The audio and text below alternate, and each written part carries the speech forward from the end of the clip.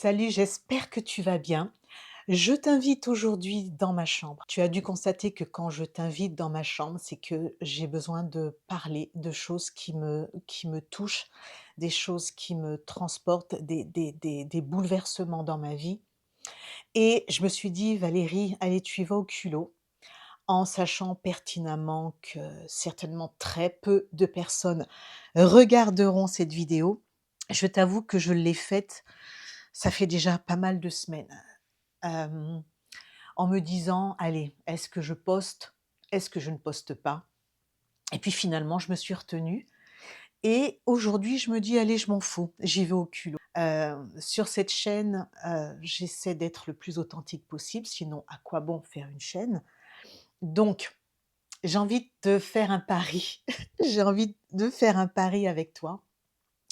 Je vais simplement te prononcer un nom et je fais le pari.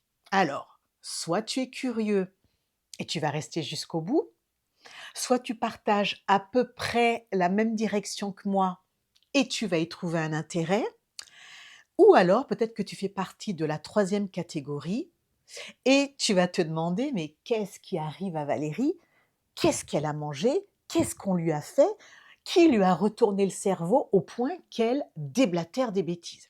Première chose, que tu sois dans l'une ou l'autre des catégories que je viens de citer, je ne te juge pas. Tu es libre. Alors ce mot, quel est-il? Ce nom, quel est-il? Dieu. Tu es toujours là? Je ne vais pas te faire de théologie. Je vais simplement partager avec toi ce qu'il se passe dans ma vie depuis quelques mois déjà. Et j'ai toujours dit, je suis quelqu'un qui aime partager. Et j'ai toujours dit, quand j'ai quelque chose de beau, quand j'ai quelque chose qui a de la valeur, je veux le partager avec l'autre. Alors cette vidéo, je la fais parce que, tu l'as compris depuis longtemps, je suis chrétienne. J'aime Dieu et j'aime Dieu plus que tout. Quand je parle de Dieu, je parle, du Père, du Fils et du Saint-Esprit. Évidemment, je ne dissocie ni l'un de l'autre parce que c'est un tout. Et je souhaite que tu comprennes ma démarche.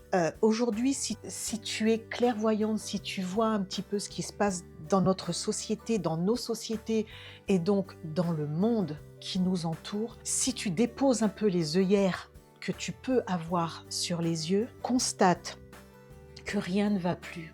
Le socle même, la base même qui fait de nous des gens intelligents et une société intelligente, c'est en train de disparaître, c'est en train de fondre comme neige au soleil. Et je fais allusion aux valeurs. Que ce soit des valeurs morales, des valeurs spirituelles, tout est en train de partir à volo. Et quand je regarde la télé, quand je regarde les infos, informations d'ailleurs que j'essaie de suivre le plus loin possible aujourd'hui, quand je regarde ce qui se passe autour de moi, le constat, il est là. Mais ce constat, si on est vrai avec soi-même, on l'a fait depuis longtemps et rien ne va plus. Et ce que je constate aujourd'hui de plus en plus sur les réseaux et donc sur YouTube, c'est qu'il y a des influenceurs, des youtubeurs qui font des millions de vues. Alors c'est bien pour eux parce que je suis la première à dire sur ma chaîne qui est humble que ça demande beaucoup de travail. Faire une bonne vidéo, déjà trouver le sujet, avoir le texte, le montage, ça demande des heures et des heures de travail. Et je ne vais pas faire de digression trop longtemps, mais quand je vois qu'il y a des millions de vues, moi je suis interpellée, donc je regarde. Et je me dis, mais comment les gens peuvent aimer ce genre de contenu? Parce qu'en substance, on ne prend rien. C'est que du récréatif, tu comprends? C'est que un moment où tu vas te poser et tu ne vas plus penser à rien. Ce qu'il se passe aujourd'hui, plus que jamais, c'est que les gens aiment tout ce qui frappe l'œil et tout ce qui est plaisir. Mais plaisir dans le sens large du terme. Et je me dis, mais est-ce que c'est ça la vie? Se perdre, se noyer dans tout un tas de divertissement qui, quand tu analyses ces divertissements, en fait, ça n'est que du vide. Voilà plus de 8 ans que j'ai quitté l'église parce que même dans les églises, les choses ont changé. Et ce pourquoi je me suis dirigée vers Dieu et donc l'église, je n'ai pas trouvé dans l'église à ce moment-là ce que j'attendais. La parole de Dieu, elle est simple et ça n'est que la vie qu'elle t'offre. La vie à travers l'amour, l'amour de Dieu et l'amour de ton prochain. Et quand tu entres dans une église et que malheureusement, tu ne ressens pas l'amour, tu ne ressens pas l'acceptation et quand tu as le malheur, entre guillemets, d'être une personne comme je suis, très émotive et extrêmement sensible, eh bien écoute, même à l'église, il y a des choses qui te blessent. Quand on me dit, oui, mais Valérie, tu vas à l'église pour qui? Pour les gens ou pour Dieu? Alors, dans l'absolu, j'y vais pour Dieu. Mais effectivement, quand tu entres dans l'église où tu t'attends à ce qu'il y ait une osmose, une cohésion, parce que en toute logique, tu vas dans l'église parce que tout le monde a l'amour de Dieu et que tu te sens rejeté, jugé, eh bien écoute, ça fait que tu n'y vas plus. Mais voilà que quand tu aimes véritablement Dieu, il y a cet appel que tu ne peux même pas gérer, tu ne peux pas gérer. Tu as cette voix dans ta tête, dans ton esprit, dans ton cœur qui est là et tu sens que Dieu t'appelle. Je ne fume pas, je ne bois pas, je ne me drogue pas, je tiens à te le dire. Et cet appel, j'y ai répondu pour la 2e fois. Non pas que j'ai quitté Dieu, je n'ai jamais laissé tomber Dieu, puisque le culte, etc., je le faisais chez moi, parce que c'est plus qu'une nécessité, ça fait partie de ma vie. Et si tu es chrétien comme moi et que tu m'écoutes jusqu'à maintenant, tu sais. Comme j'aime à dire, Dieu, c'est pas vraiment quelque chose qui est aisé à expliquer, c'est quelque chose que l'on vit. Et ce qu'il y a de merveilleux dans cette relation, c'est que c'est une relation entre Dieu lui-même et toi. C'est une relation entre 2 personnes, entre guillemets.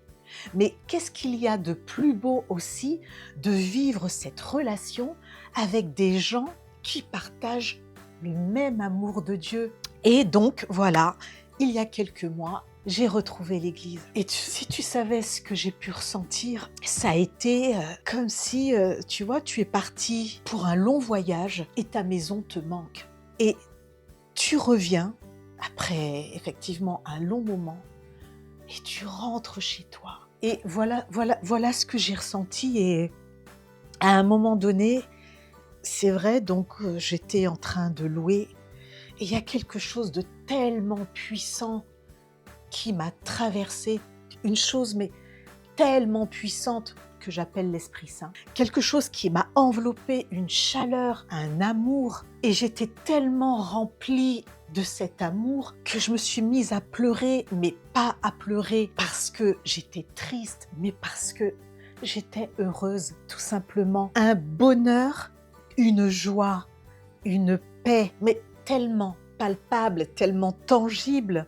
Et dès lors, quand je quitte l'église, je n'ai qu'une hâte, c'est d'y retourner. Et la semaine dernière, on m'a demandé, et ça a été un honneur, on m'a demandé de prendre la parole en chair. Et c'est vrai qu'à l'époque, j'étais assez active dans mon église où j'avais un groupe d'enfants.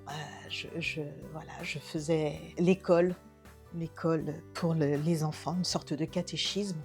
J'ai vraiment aimé cette expérience, j'ai fait ça pendant 3 ans et c'est vrai que je montais en chair régulièrement. Et il ne faut pas croire que prêcher n'appartient qu'aux prêtres, qu'aux pasteurs. Chacun d'entre nous, avec l'Esprit Saint, on est capable de prêcher, de prophétiser. On a toujours quelque chose à apporter. Et donc, tout ça pour te dire que quand on m'a demandé la semaine dernière de prendre la parole pour la semaine suivante, ça a été une sorte de reconnaissance, pas en tant que Valérie. Valérie en elle-même, je l'aime, mais c'est pas ça l'important, c'est pas Valérie qui est important. C'est que je suis revenue à la maison de papa et qu'il m'utilise de nouveau.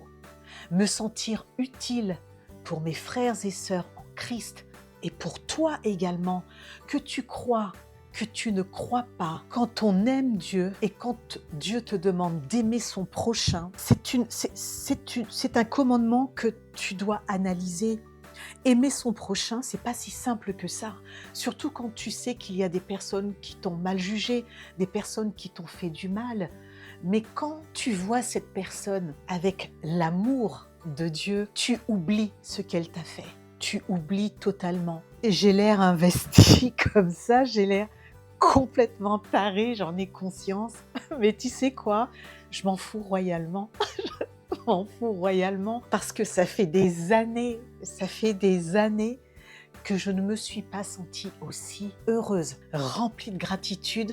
Et je sais, mais c'est en moi, je le sais, j'y vais avec la foi parce que je l'ai entendu, je ne peux pas t'expliquer ce terme entendu, mais je sais que ma vie va être transformée. Je ne sais pas dans quelle mesure, je ne sais pas ce qu'il va se passer. Je sais que les épreuves seront toujours là parce que s'il y a la lumière, il y a aussi le côté obscur. Cette dualité, elle existe depuis que le monde est monde.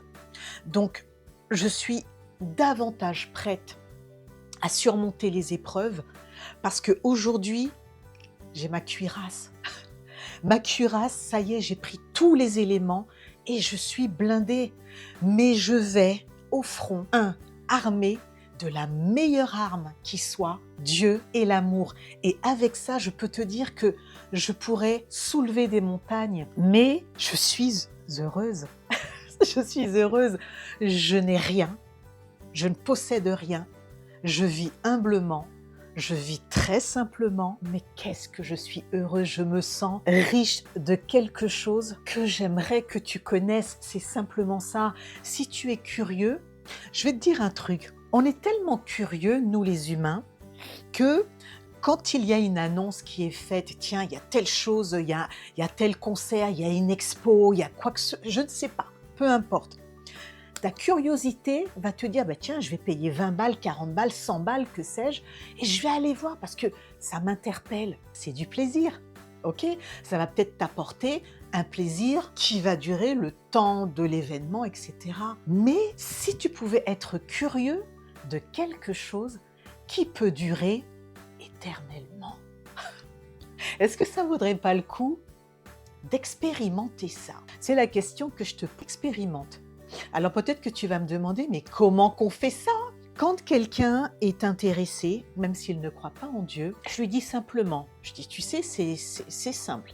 La meilleure façon d'essayer d'apprendre, parce que la première chose à faire, c'est pas d'ouvrir une Bible. Si tu ouvres la Bible telle qu'elle, tu vas la refermer aussi sec.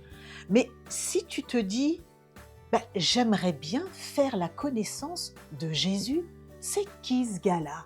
Qui c'est ce mec-là? Écoute, je te dirais, tu as les évangiles qui sont hyper faciles d'accès. C'est quelque chose que tu peux comprendre de A à Z.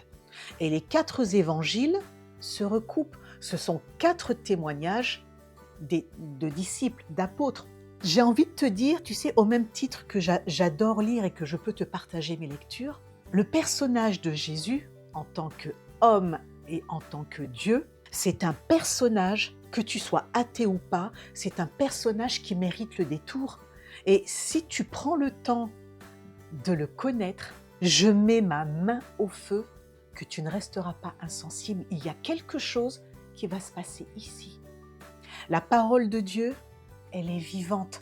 Et quand tu mets tous tes préjugés de côté, tu mets tous tes a priori et que tu y vas le plus sincèrement possible, tu verras ce qui va se passer.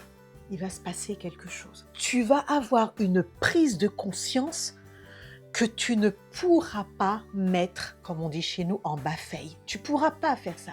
Tu ne pourras plus mettre de côté les enseignements que tu auras pris. Et tu sais pourquoi? Parce que c'est la vérité avec un V majuscule. Uniquement la vérité.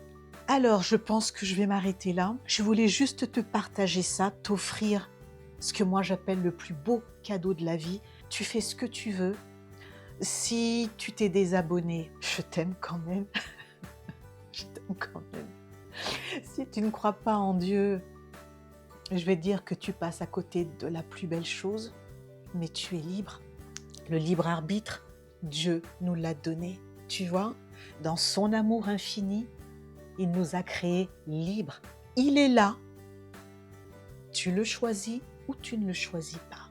Que tu sois athée, chrétien, curieux, peu importe. Écoute, je t'aime, c'est simplement ça. Bon, je vais aller faire ma soupe. J'espère que je ne t'ai pas trop pris la tête, je voulais partager ça. Oui, j'ai eu le culot de le faire. C'est vrai que je ne vais pas parler de ça souvent parce que c'est pas un sujet que l'on aborde comme ça. Et voilà, en tout cas, si cette vidéo t'a plu, c'est même pas la vidéo, hein, c'est cette approche, ben, tu mets un pouce en l'air. Tu vois, pareil, tu fais comme tu veux, tu t'abonnes si c'est pas encore fait.